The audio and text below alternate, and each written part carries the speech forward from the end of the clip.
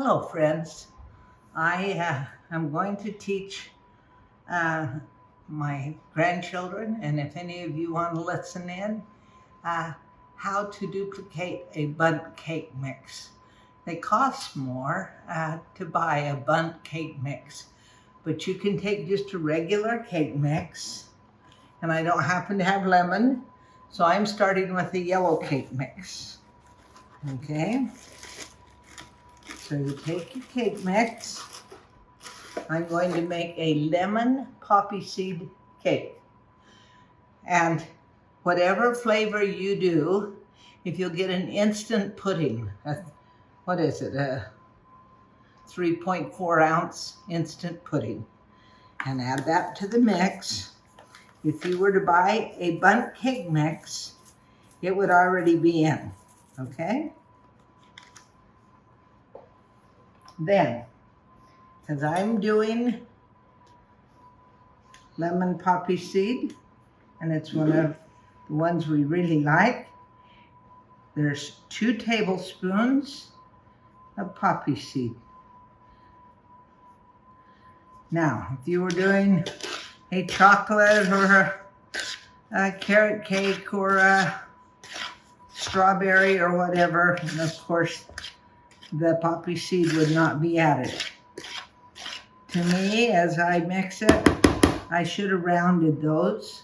So I'm going to put about another tablespoon, of poppy seed, okay? We like the poppy seed. Then, so it's 1 cake mix, 1 3.4 ounce instant pudding, and then it's 4 eggs, okay? 1, 2, 3, 4. They were farm eggs, so I cracked them separately. Now, I happen to have a lemon that is nice and juicy, but on its last leg as far as if I were to go for the zest. So I'm going to put all the juice in that I can possibly get. Okay? Remember, I didn't start with a lemon cake, and this one doesn't seem to have any seeds in it, so I'm blessed that way. Otherwise, I would need to be sifting the seeds out. Okay. Now, it's 1 cup of water and a 1/2 cup of oil, okay? And you mix it well. When I go for the glaze, I don't have any more fresh lemons, so I'm going to use the real lemon juice, but it's the bottled, a little bit of powdered sugar and butter to make my glaze that will go over this warm poppy seed cake mix. Here we go. We've got to get 1 cup of water and a 1/2 cup, because I'm not into exact measurements and I don't like to dirty a lot of dishes. The same cup measure went for the cup and the 1/2 cup. And now you just mix it really well.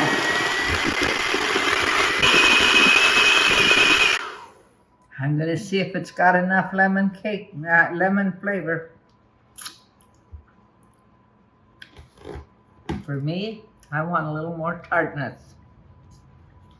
And so we're going to put a tablespoon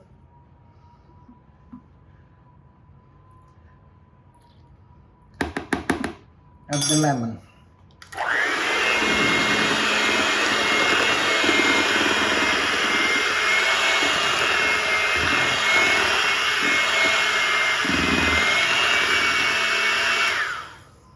Now, it's what makes this like a Bundt cake mix is because it'll be moister and denser because of the instant pudding and because of the additional oil.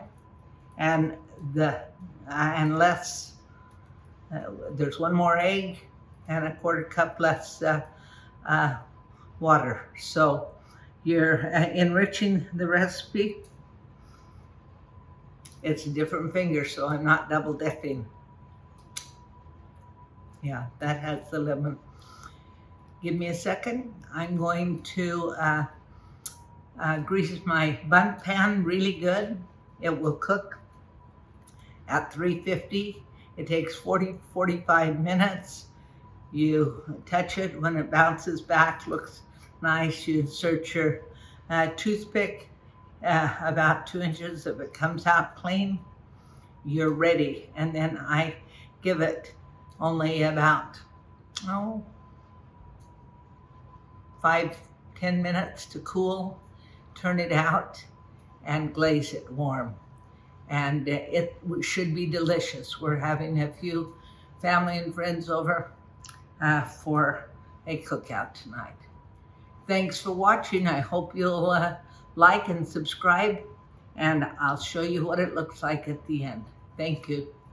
Hi, I mentioned that we're going to have some people over tonight, so we're flipping hamburgers. And with any grilled stuff, there's some real easy sides that I do.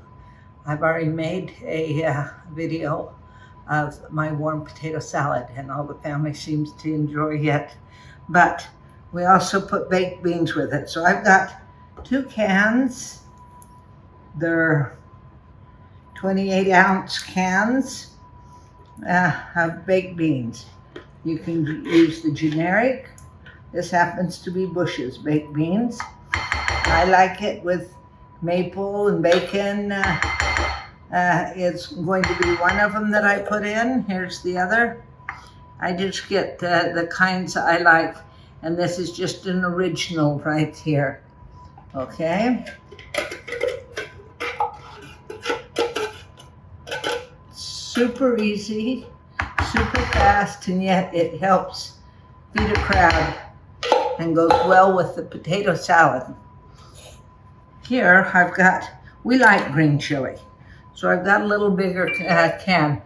This is going to be a 7-ounce instead, I believe the other is 5-ounce. But diced, we're not real hot individuals as far as our taste, but the mild green chili. And then, you know, Grandma, I don't measure. You take a little bit of ketchup and a little bit of mustard. You're basically just creating your own barbecue sauce by doing this. And here, I've got to teach you this, and that is, look at, I've got a piece of, and it's really crusty, old. It's the end of a loaf of homemade bread. Do you know how you can buy the terracotta dollops to put in your brown sugar to keep it nice and soft? If you put any bread in there, and you use the old heels that the kids don't particularly like or whatever, we like our beans sweet. There's going to be 4 tablespoons of brown sugar. But on the terracotta, I'm the kind that if I can find something that doesn't cost and it's as effective and I have it available, I utilize it. So that's just a tip.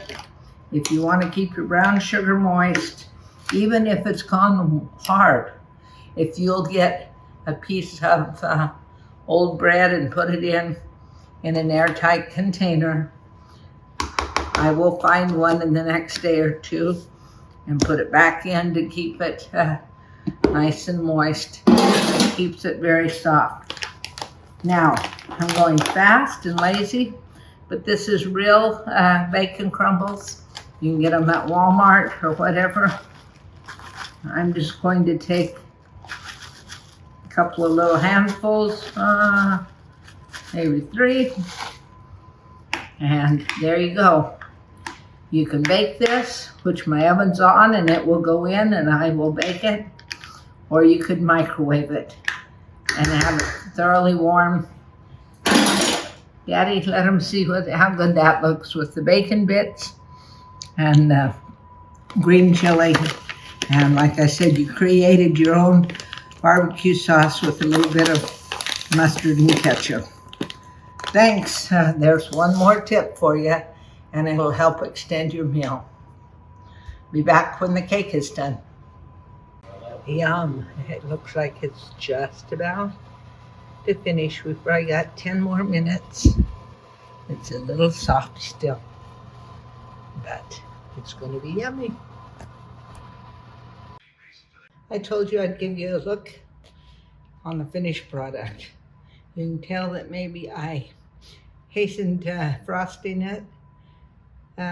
Otherwise, the glaze wouldn't be quite so thin, but we love it this way. These are easy sides. Cold melon, it's hot in Arizona. Baked beans, the warm potato salad. We're gonna have hamburgers and all the fixings tonight, and we're going to have an enjoyable time. Hope you'll try it. Like and subscribe.